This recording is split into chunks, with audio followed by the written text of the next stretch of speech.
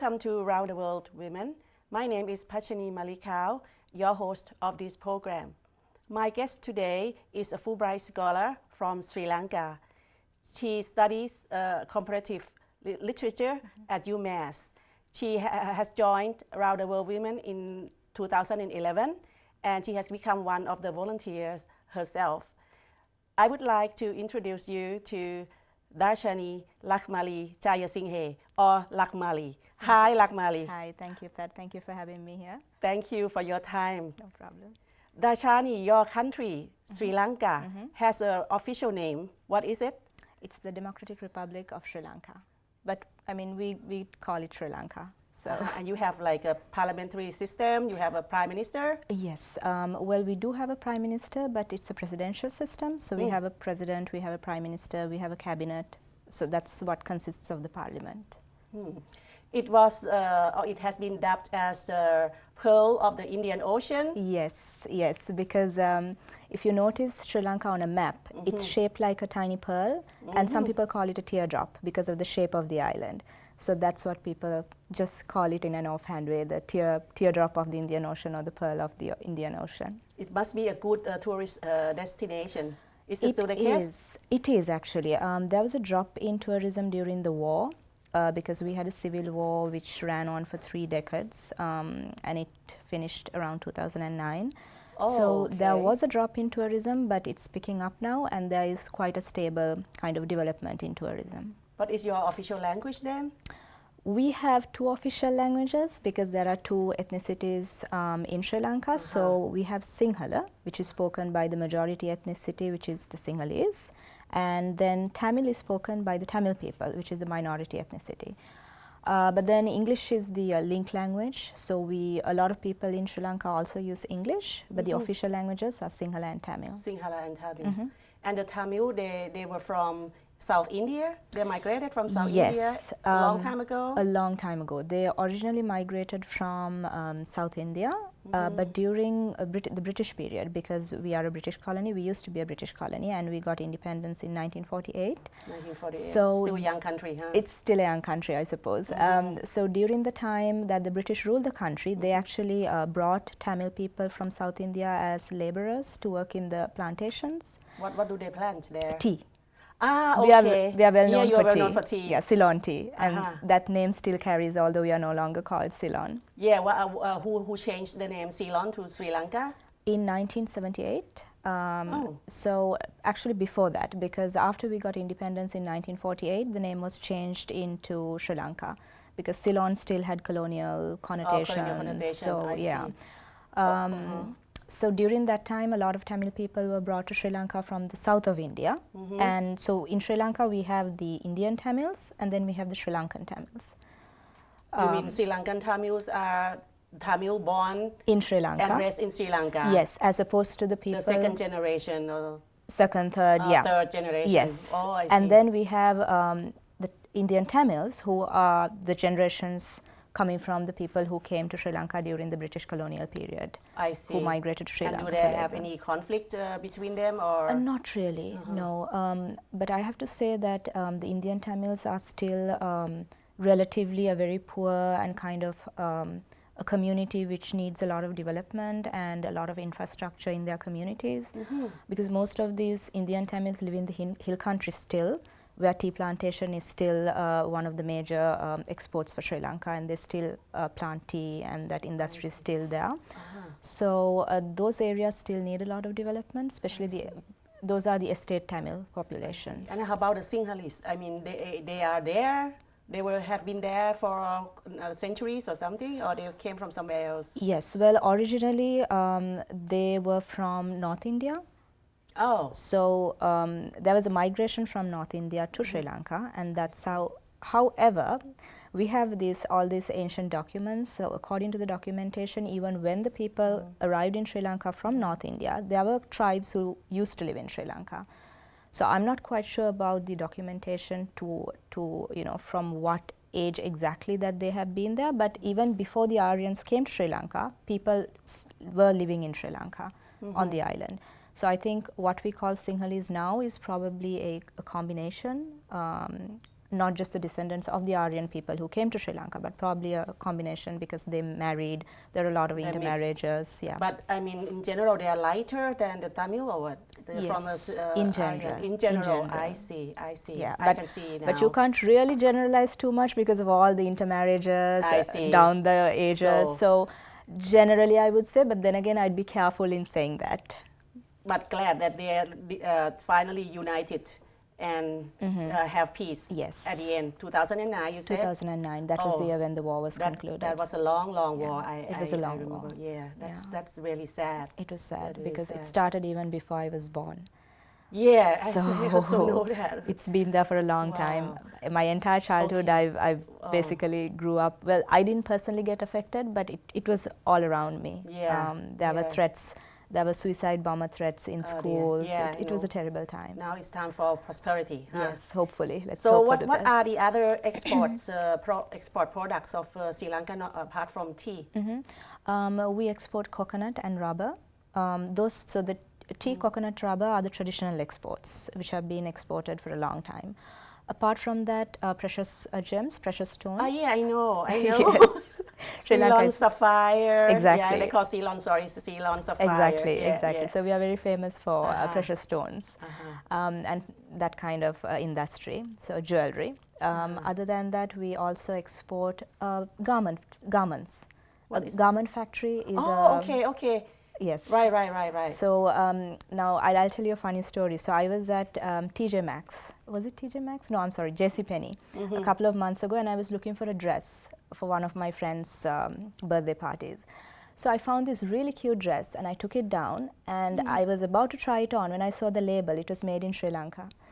So why not? Maybe it's not sold in Sri Lanka. It's for no, export. I can't find those dresses in Sri Lanka. So I saw a lot of Chinese who came here and buy a lot of clothes from here that made in China. Right. And then when I asked them, they said you can't find them in China. Exactly. It's only for export. So they don't really have a local market for that kind of material. So they just make it there and then they export it. Interesting. So tell me about the education, since you are in education here and there. You've been to France, you studied in Paris, you study here, you study in Sri Lanka. How's the education in your country compare with that in the Western world? Right, so that's one of the things I actually was quite surprised about when I came to the US and started my studies as a graduate student at UMass. Now in Sri Lanka, I told you that we were a British colony. So even our educational system is based on the British system to a certain extent. For instance, if you're an undergraduate and you join a university or enroll at a university, after your first year, you have to specialize. If you want to do a special degree, a 4-year degree. So there's a 3-year degree and there's a 4-year degree. You mean three-year degree? Yes. A 4-year degree is an honors program? Yes, something? exactly. Or It's like an honors Australia. program. Yeah, exactly, like in Australia. I studied in Australia before, Right, so so if you do a 4-year program, which you have to do really if you want to do graduate studies elsewhere, because most US and UK universities ask for a 4-year undergraduate degree. Right. So the thing is, when you do a program like that, 3 years out of the 4, you spend specializing in a particular specific field. So for instance, in my case, I did English and language. That was my undergraduate major. So during my undergraduate years, I couldn't really take classes in, I don't know, like film studies or landscape architecture. You just can't combine too many subjects together because you're specialized, you're focused on a particular field you chose. Whereas in the US, I find that undergraduates get to do a huge variety, like their combinations. If you look at their combinations, you can even combine your own curriculum, like independent studies, right? So I think that's something I would really, I think most people would enjoy if they could do that, I think. That said, there's also a positive side to specifically studying a particular field, because then you get an in-depth understanding. But for me, I think once I came to UMass, although I'm in comparative literature, I don't just study literature, I study film, landscape architecture, so I do a lot of things. As part of cultural products? Yes, as part of my degree. So I think I'm really enjoying that, and that's a difference I find in the US broaden your system. horizons? Exactly. That's interesting. And how about the elites? I know that the people in Sri Lanka, they are also have the elites class and the working class and so on. What do the elites go to study? Still there in Sri Lanka or go abroad? Because you were former colony of the British Empire. Yeah, so that's actually a trend you can see with the people who are really wealthy and who can afford it. We have a very good undergraduate because we have all state universities. How many universities are there? We have 15 state universities in Sri Lanka. Around the country? Yes. It's located not in just the city, but it's located all over Sri Lanka. Right. So we have a good state university system for undergraduates, but there are people who go abroad, especially to the UK and even to the US. So if you have the money to spare, if you are wealthy, most people tend to send their kids abroad. I think another reason for that is because it's to enter into a state university, you have to pass an exam and you have to score beyond a particular. A tough one. It's tough. Yeah, so it's based on a merit system. So you have to do a placement exam, which we call the advanced level examination. So you have to really score well in that exam if you want to enter state university. Right. And 1% of the people who sit for this exam can really enter the state universities. And how about the 99%? See, these are the people who, I mean, some of them are not really wealthy, so it's really difficult for them, but they do go abroad because they want a degree. Oh, I see. And there are vocational training centers, there are other secondary institutions. You don't have like a private college? We do, but very few. Very few, very expensive too. They are expensive compared to the state university system because in Sri Lanka, higher education is free. Oh. It's a free education system. You mean tertiary education yes, is tertiary free? education is free. That's wonderful. That is why it's so competitive to get into. I see. That's why it's so 1% competitive. Can only 1% end up in I these see. universities because there are very limited spots available. Oh, I see. So if you get into the state universities, you will study there because it's a really good system. Okay, and you will be drilled to be a specialist. Yes. That's what you said. Yes. So I studied in so Sri you Lanka. can't crisscross and change Not the field. much. No, you can't.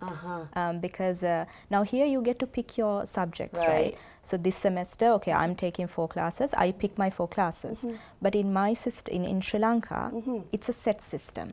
So these are the 4 classes in English. Understood. You do them. Yeah. You can't not do them. Can't. Yeah, you have to do the compulsory yes, courses. They're compulsory. And how about women? I mean, I know that if I pronounce wrong, Sri Mavo Bandaranaike, yes, she has been yes. Prime Minister for a few times. Yes. And how about other women in Sri Lanka? Do they have good opportunity to pursue their education or career?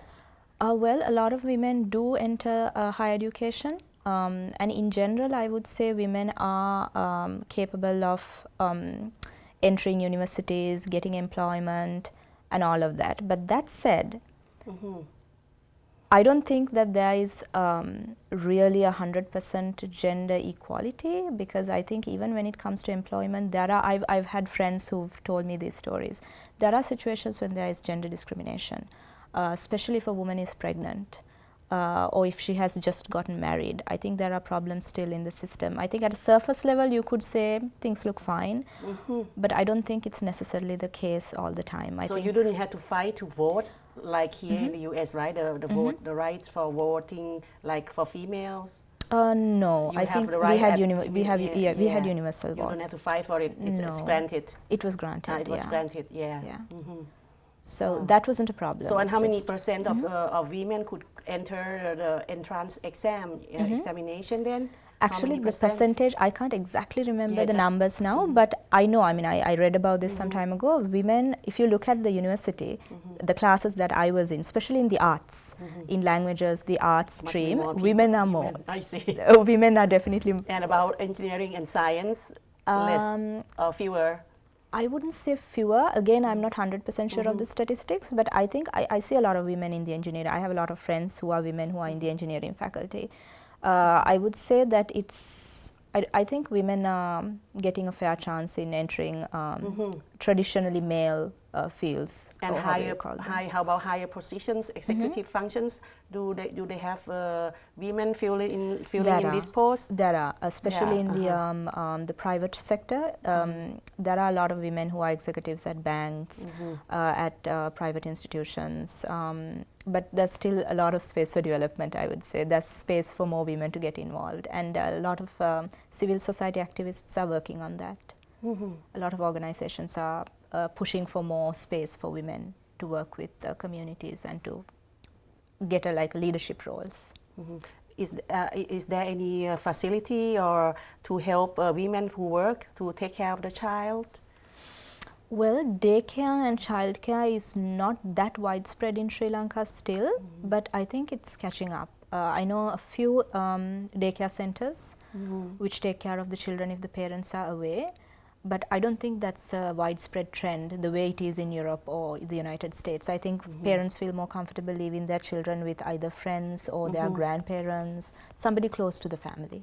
And do people stop working then when they get married? No, not.